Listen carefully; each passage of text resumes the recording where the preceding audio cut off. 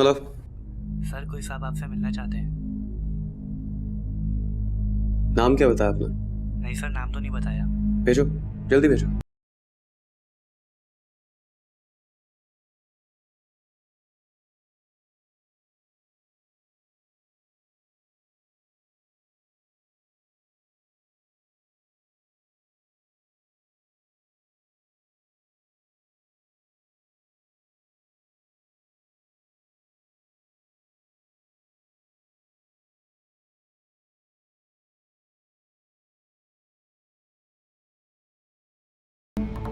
आपको इम्तियाज के खिलाफ जो गवाह की तलाश है ना जी, वो मैं हूं।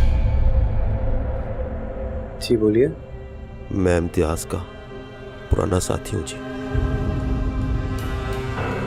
पहले हम गहरे दोस्त हुआ करते थे, फिर उसने मेरी पीठ में छुरा घोंपा। कोई 7 साल पहले 21 अप्रैल की रात को मैं इम्तियाज के घर चोरी करने को सा था।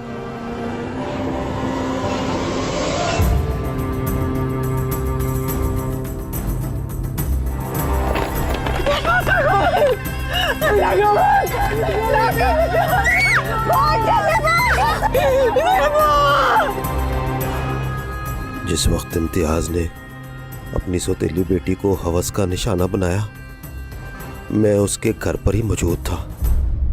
मैं इम्तियाज के खिलाफ मुकदमे की खबरें शुरू से अखबार में ढूंढ ढूंढ के पढ़ रहा हूं। इस मुकदमे की सारी कार्रवाई मुझे अखबार में पढ़ पढ़ के मालूम हुई है।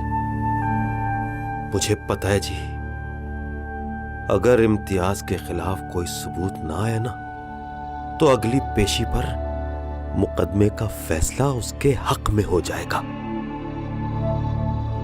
और वो रिहा हो जाएगा, और मैं फिर से ज़ेबो और अपनी शानों का मुजरिम बन जाऊंगा। उस रात उस बच्ची की इज्जत लूटने का तमाशा मैंने खामोश रहकर देखा था।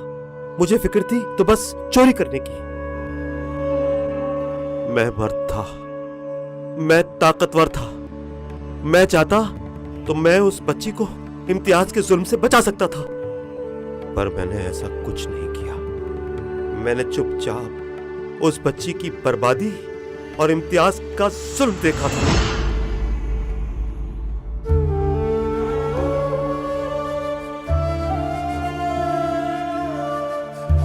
अम्मी जी,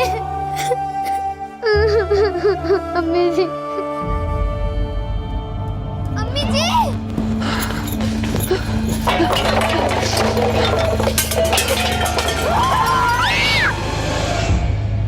बाद में जब वो सारा हंगामा खत्म हो गया और इम्तियाज की बीवी उस पर कातिलाना हमला करके बच्ची को लेके घर से भाग गई, तब मैंने इम्तियाज के घर से सारी नकदी, कीमती सामान और जेवरात चुराए और इम्तियाज को जख्मी हालत में छोड़कर वहां से भाग गया। मगर अल्लाह ने मेरी खामोशी और ज़ेबो को ना बचाने की सजा मुझे फौरन ही दे दी। 22 अप्रैल की सुबह जब मैं अपने घर वापस पहुंचा तो अपने घर पर आग लगी देखी। कोई तो बचाओ! जमशेद! अरे कोई है! अरे वो आग जिसने मेरी बीवी और बेटी दोनों को खा ली। मैं अपनी बेटी शानो को गोद में भरकर अस्पताल के लिए भागा, मगर शानो ने मेरी गोद में ही दम तोड़ दी। उसकी आंखें खुली थी और वो मुझसे बोल रही थी कि अब्बा, अगर तुम उस बच्ची को बचा लेते तो आज तुम्हारी शानो बच जाती। इतने सालों से मैं पल पल जी रहा हूं, पल पल मर रहा हूं। इस मुकदमे में मैं इम्तियाज के खिलाफ बयान देना चाहता हूं। इम्तियाज से अपनी दुश्मनी या बदला पूरा करने के लिए नहीं, बल्कि मैं अपनी मरी हुई शानों के सामने दोबारा से इज्जत पाना चाहता हूं। वो मुझसे नाराज होकर मरी थी। मैं उसको यकीन दिलाना चाहता हूं कि उसका बाप बुरा आदमी नहीं था।